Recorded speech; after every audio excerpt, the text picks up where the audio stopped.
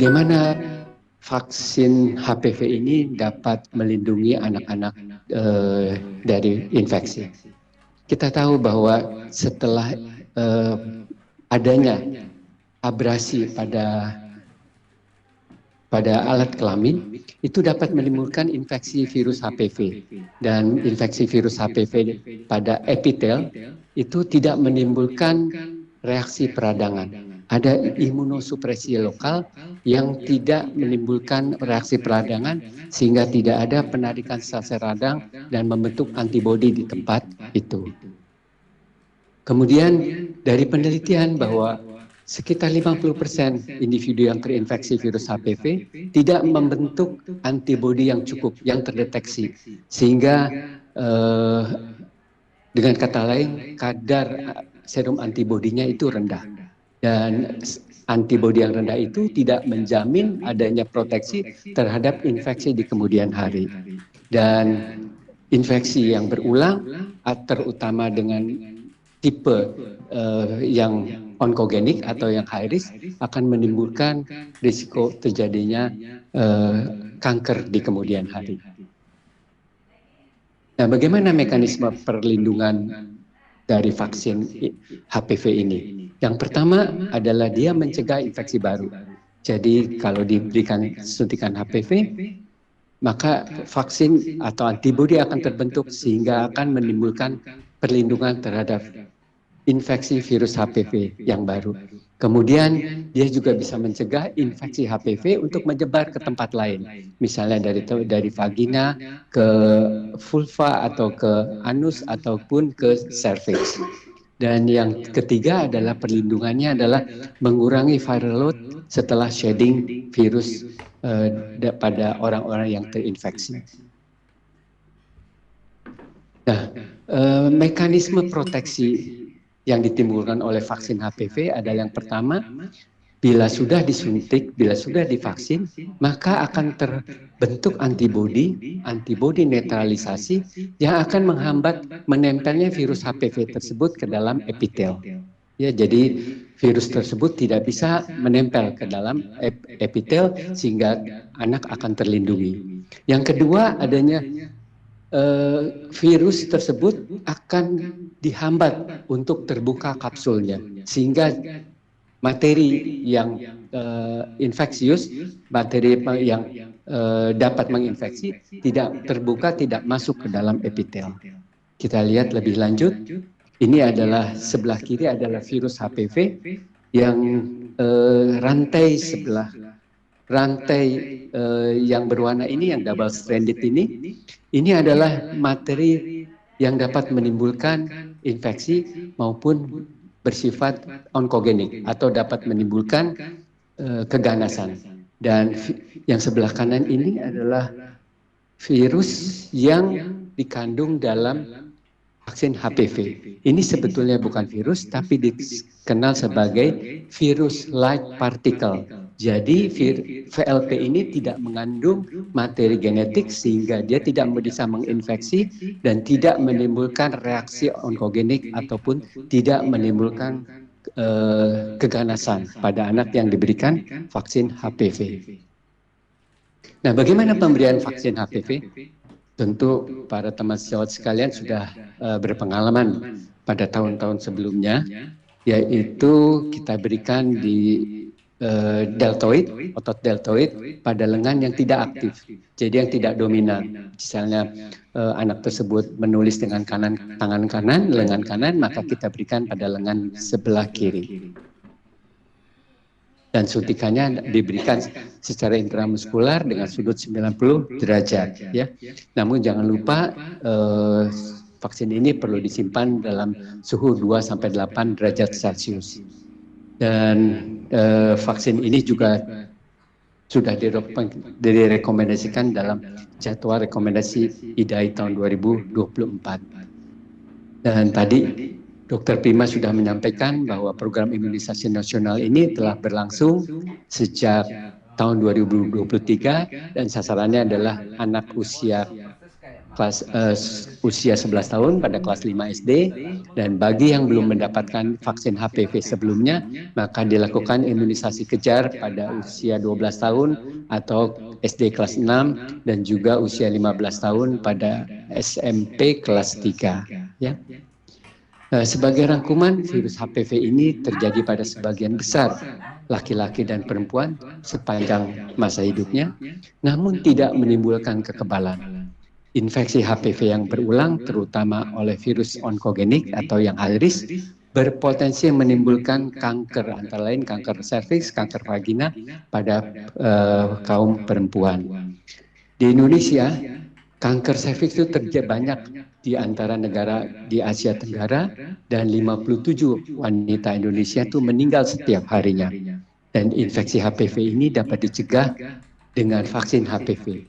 WHO merekomendasikan vaksin HPV ini diberikan pada anak usia 9 sampai 14 tahun, yaitu sebelum terjadinya infeksi.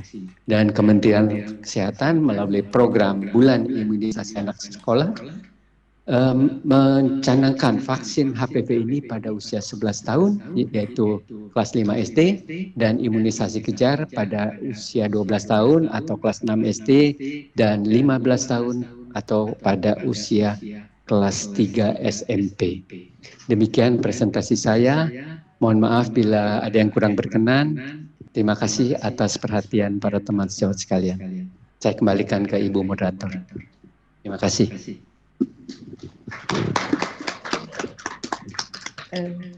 Terima kasih Prof. Hartono yang sudah membawakan dengan tepat waktu.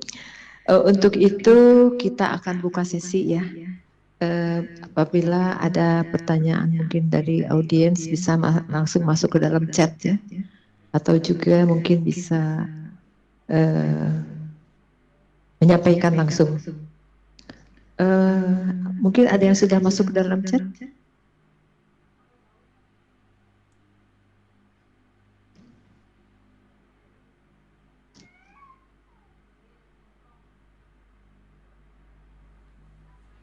Sini belum ada. Nah, ini ada pertanyaan dari Ibu Riana dari Provinsi Sumsel. Pertanyaan untuk Dr. Prima. Capaian cakupan imunisasi HPV tahun 2023 dan 2024 di Kabupaten Muara Enim, Provinsi Sumsel tidak mencapai target karena vaksin yang kurang. Tahun 2025 ini vaksin untuk kelas 5 dan kelas 6 cukup, tetapi terdapat kekurangan vaksin sebanyak 1.004 dosis untuk imunisasi kejar kelas 9. Kapan kekurangan vaksin itu bisa kami terima? Silakan Dr. Prima. Ya, Bu Riana, terima kasih banyak ya untuk pertanyaannya. Ini saya sebetulnya susahnya nggak bisa berinteraksi ya. Tapi kami ingin kejelasan dulu. Yang saya lihat dari pertanyaan ini, saya takutnya teman-teman di Sumsel, khususnya di Kabupaten Muara Enim, ini masih menilai kelas 6 itu sebagai full, ya hitungannya. Perlu saya ingatkan bahwa tahun ini kita hanya 1 dosis. Sasaran kita hanya kelas 5. Kelas 6 itu yang kita sasar hanya ketika kelas 5 tahun lalu, ya memang Ibu bilang nih, vaksin kurang, cakupannya jadi turun. Tapi saya nggak tahu Kabupaten Muara ini berapa cakupannya. Yang tidak mendapat waktu kelas 5 tahun lalu itu saja yang diberikan tahun 2025 ini, di kelas 6-nya. Jadi anak kelas 6 itu tidak dihitung total anak kelas 6 SD kayak tahun lalu Bu. Nah ini saya nggak tahu nih apakah Ibu sudah menghitung seperti itu. Lalu karena kami sudah menghitung sih sebetulnya untuk sasaran kejar yang 15 tahun itu sesuai dengan data anak usia 15 tahun yang ada di Kabupaten Muara Enim. Memang kami nggak mengirimkan 100% ya untuk yang ini sasarannya 90% karena lihat. Tapi nanti kita akan lihat monitoring kalau memang kurang kami akan segera mengirimkan. Jadi mohon untuk coba dianalisa dulu ya Bu. Kalau memang betul kurang segera kirimkan surat ke kami untuk permintaan tambahannya. Kami akan segera mengirimkannya gitu. Tapi kami perlu analisa dulu dari teman-teman karena Anak kelas 6 sekali lagi kami ingatkan bukan menjadi sasaran rutin kita, tetapi sifatnya kejar. Hanya bagi anak kelas 6 yang belum mendapatkan ketika dia duduk di kelas 5. Cukup 1 kali sekarang gitu ya, 1 dosis saja, semua anak. Makasih.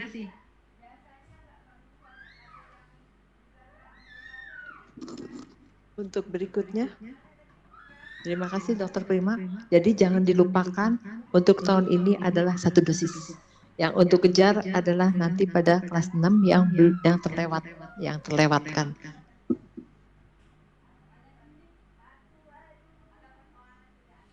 Ruri, pertanyaan Ibu Ruri dari mana? Ibu Ruri dari provinsi mana? Tidak disebutkan. Baik, bisa disusulkan. Izin mohon koreksinya Prof. Pengetahuan saya untuk perempuan ada perbedaan dengan usia kurang dari 15 tahun, bisa single dose dan usia 15 tahun dengan 3 dos. Dengan laki-laki bagaimana pemberian dosisnya? Apakah usia mempengaruhi? Terima kasih Prof. Jadi mungkin nanti disesuaikan dengan program ya Prof. Hartono. Ya. Ya, terima kasih Ibu Ruri untuk pertanyaannya. Jadi kalau kita memang benar bahwa perbedaan usia akan menimbulkan perbedaan dosis ya. Kalau 9 sampai dengan 14 tahun itu cukup 1 dosis dalam program imunisasi nasional ya. Kalau mengikuti leaflet ya, kalau mengikuti leaflet itu harus leaflet menuliskan 2 dosis, sedangkan untuk 15 tahun ke atas itu diperlukan 3 dosis. Ya, namun anjuran WHO sekarang adalah untuk 9 sampai 14 tahun itu dapat diberikan 1 dosis. Kemudian untuk 15 tahun ke atas dapat diberikan 2 atau 3 dosis. Nah, bagaimana dengan perlindungannya? Mungkin perlindungannya ini yang akan menimbulkan pertanyaan juga. Ada bahwa perlindungannya antara 1 dosis, 2 dosis dan 3 dosis itu mirip ya, antara 95, 96, 96% sekitar itu. Malah ada yang menyatakan 100% perlindungannya terhadap strain virus tertentu, yaitu 16 dan 18 yang high risk tadi. Mungkin itu jawabnya untuk Ibu Ruri. Terima kasih. Bila menambahkan Dokter Prima? Izin Prof, mungkin tadi ya Bu Ruri dalam paparan saya menyampaikan kenapa pemerintah merubah kebijakan. Jadi memang kami mengikuti rekomendasi dari SAGE, ahli yang dari Badan Dunia WHO, dan WHO menyampaikan dalam position papernya di bulan Desember 2022 bahwa pemberian imunisasi 1 dosis itu bisa diberikan bagi sasaran usia 9 sampai 20 tahun gitu Prof. Izin. Jadi makanya nanti program itu baik imunisasi rutinnya maupun imunisasi kejar yang kita berikan sekarang pada anak usia 15 tahun kita tetap pakai 1 dosis. Gitu, Bu Nuri. Nanti mungkin bisa dilihat ya, bahan mungkin nanti akan dikirimkan kepada peserta, bisa dibaca, dan kalau punya kesempatan, yuk dibuka, di browsing position paper dari WHO di bulan Desember tahun 2022 terhadap imunisasi HPV ini seperti apa. Untuk anak perempuan dan anak laki-laki sama ya, mereka menyampaikannya dalam hal usia saja, tidak menyampaikan bahwa ada perbedaan antara dosis bagi anak perempuan maupun laki-laki, jadi dosisnya sama. Makasih, mungkin menambahkan apa yang disampaikan oleh Prof. Hartono. Pertanyaan berikutnya, ya sambil menunggu mungkin saya juga menambahkan ya bahwa tentunya pembuatan rekomendasi itu dari SAGE tadi telah didukung oleh banyak uji klinik ya, bahwa pemberian 1 dosis maupun 2 dosis itu tidak ada inferiority. Seperti yang tadi katakan Prof. Hartono, bahwa ada yang 96%, 94% ya. Tentu kita inginnya 100% ya Dok, tapi kan tergantung dari sistem imun dari individual masing-masing. Baiklah, pertanyaan berikutnya, Wiji, ini juga tidak disebutkan dari provinsi mana. Pertanyaan untuk Dokter Prima. Terkait dengan perubahan 2 dosis menjadi 1 dosis, bagaimana meyakinkan masyarakat bahwa efektivitasnya masih sama? Sebab orang tua yang kelas 5 dahulu ada anaknya menanyakan kenapa yang kelas 6 ini tidak diberikan padahal dulu diberikan untuk keduanya. Iya, jadi ini Pak Wiji atau Ibu Wiji. Jadi teman-teman ini menyambung tadi yang saya sampaikan, disampaikan juga oleh Bu Julita gitu ya. Makanya kita sebagai tenaga kesehatan memang harus banyak membaca juga, kemudian melihat ya yang tadi saya sampaikan, coba lihat. Jadi kemajuan ilmu pengetahuan itu kan nggak stagnan ya, tetap di situ saja. Akan ada terus penelitian, ada studi-studi yang selalu dilakukan oleh para ilmuwan untuk menilai satu produk termasuk vaksin. Salah satunya vaksin HPV ini. Ternyata studi-studi menunjukkan bahwa tidak ada sub inferior atau inferiority dari kalau kita berpindah ke satu dosis. Nah, oleh karena itu kami dari pemerintah memandang sudah bisa kita untuk melihat, karena ada juga banyak negara saat ini yang sudah memindahkan kebijakannya dari 2 dosis menjadi 1 dosis. Nah, ini juga akan mempercepat tentunya eliminasi kanker leher rahim di seluruh dunia. Karena kalau masih tetap di 2 dosis, tentu pemakaian vaksinnya masih banyak, dan kita tahu bahwa produksi vaksin ini juga nggak terlalu besar gitu, sehingga tentu ada beberapa negara yang mereka juga akan terkendala dalam menanggulangi kanker lehernya, leher rahimnya, karena memang vaksin itu banyak di negara-negara pemakaiannya yang jumlah penduduknya besar. Tapi yang paling penting adalah bahwa efikasi atau efektivitas dari vaksin ketika kita berikan 1 dosis dibandingkan 2 dosis itu sama daya perlindungannya.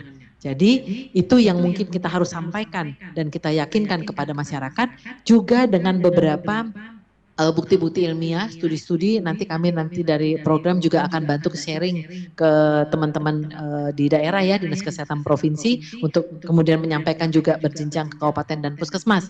Studi-studi yang sudah dilakukan yang mendukung bahwa WHO dan komite ahlinya yaitu SAGE sudah mengeluarkan rekomendasi ini. Di rekomendasi itu juga Bapak Ibu kalau browsing nanti ada referensi ya, ada banyak referensi yang menjadi literatur kenapa mereka melakukan switching itu. Mudah-mudahan bisa membantu gitu. Terima kasih. Masih ada pertanyaan lagi? Masih 2 ya, karena kita 10.50 harus sudah selesai ya. Ya. Pak Wiji, pertanyaan untuk Prof. Hartono, mengapa virus HPV perempuan lebih mudah menularkan dibandingkan laki-laki?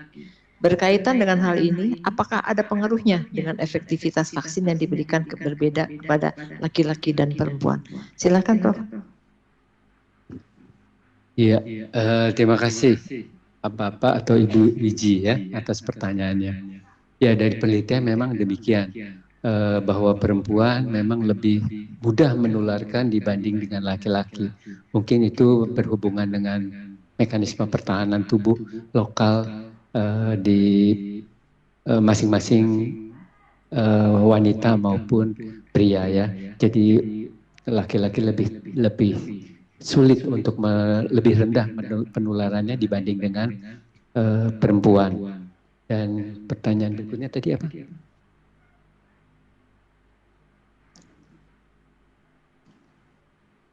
Apakah pengaruhnya dengan efektivitas vaksin yang berbeda pada laki-laki dan perempuan? Sejauh ini yang diteliti adalah yang wanita ya, karena tujuan utamanya adalah melindungi kanker serviks yang merupakan pembunuh utama dari perempuan.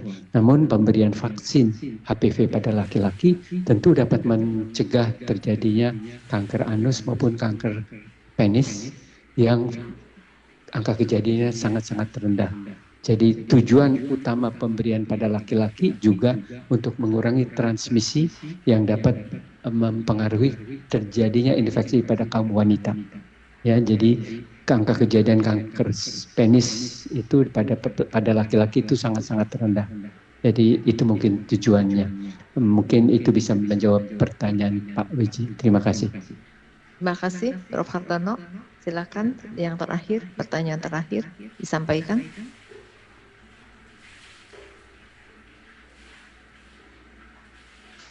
Faridah dari Kalimantan Selatan, pertanyaan untuk Prof. Hartono. Bagaimana dengan anak remaja yang sudah berhubungan seksual? Apa boleh dilakukan vaksin langsung dan harus pemeriksaan IVA atau pap smear terlebih dahulu? Silakan Prof. Hartono dijawab. Iya, pertanyaannya bagus ya. Jadi kritis nih Ibu Farida, kalau ini pasti perempuan. Pada anak yang telah berhubungan seksual, apakah perlu dilakukan pemeriksaan IVA atau pap smear? Jadi secara prosedural, Kementerian Kesehatan tidak menganjurkan untuk pemeriksaan IVA maupun pap smear. Dapat diberikan langsung imunisasi sesuai dengan usianya. Jadi mungkin itu. Ya. Terima kasih Prof. Hartono. Mungkin kita sudah dibatasi oleh waktu, ya.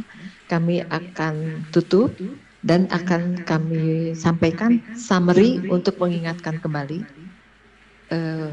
paparan dari kedua pembicara ini.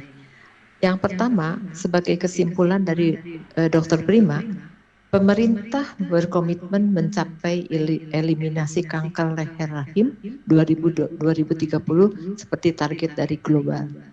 Ya, yaitu salah satu upaya melalui pemberian imunisasi HPV.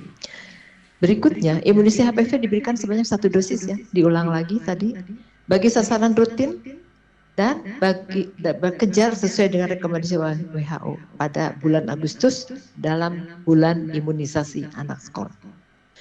Penerimaan imunisasi HPV tahun 2016 sampai 2004 secara umum cukup baik, namun belum merata ya. Saya ingat dulu di Kulon Progo itu sampai hanya 1 anak yang tidak divaksin ya. Percepatan imunisasi HPV 2027 sampai 2030 direncanakan untuk memberikan kesempatan kepada sasaran imunisasi HPV saat introduksi yang belum pernah mendapatkan imunisasi HPV akan kita kejar. Kemudian diperlukan dukungan ya dari organisasi profesi, tentu seperti Prof. Hartono dari IDAI akan memberikan dukungan kepada seluruh anggota IDAI ya, dan seluruh cabang-cabang IDAI. Kemudian juga tenaga medis seperti yang diikuti pada siang hari ini, tolong untuk membantu memberikan edukasi untuk meningkatkan awareness dari masyarakat tentang adanya bahaya kanker leher rahim dan manfaat imunisasi HPV untuk pencegahannya. Kemudian untuk summary dari Dr. Hartono, Prof. Hartono, bahwa infeksi virus HPV dapat terjadi pada sebagian besar, baik laki maupun perempuan sepanjang hidupnya, ya. Namun tidak menimbulkan kekebalan kecuali dari vaksin. Betul, Prof? Ya. Infeksi HPV berulang dapat menimbulkan antara lain kanker serviks dan juga kanker vagina pada anak-anak perempuan. Tadi sudah dikatakan juga pada anak laki bisa kanker penis dan anus. Kemudian di Indonesia kanker serviks terbanyak di Asia Tenggara, 57 wanita Indonesia meninggal setiap hari. Kita tahu infeksi HPV dapat dicegah dengan vaksin HPV ya, dan untuk itu kita perlu edukasi ya. Kemudian WHO imunisasi HPV direkomendasikan tadi pada anak 9 sampai 14 tahun sebelum terinfeksi. Nah, jadi Kemenkes program bias vaksin HPV pada usia 11 tahun, kelas 5 SD, dan imunisasi kejar pada usia 12 tahun atau kelas setara dengan 6 SD dan 15 tahun kelas 3 SMP, di mana imunisasi kejar ini mengejar bagi yang belum mendapat imunisasi HPV. Demikianlah kita selesai, kita tutup closing pada sesi ini, dan kami sebagai moderator mengucapkan mohon maaf apabila ada hal-hal yang kurang berkenan pada saat penyampaian sebagai pemandu acara. Terima kasih, untuk itu kami serahkan kepada MC. Terima kasih kepada Dr. Jutasari Sundoro MSCPH yang telah memimpin sesi ilmiah yang pertama. Juga terima kasih sebesar-besarnya kepada Dr. Prima Yosefin MKM dan Profesor Dr. Hartono Gunardi, spesialis anak konsultan yang telah memberikan paparan materi yang luar biasa. Boleh kita berikan aplaus kepada Prof. Dr.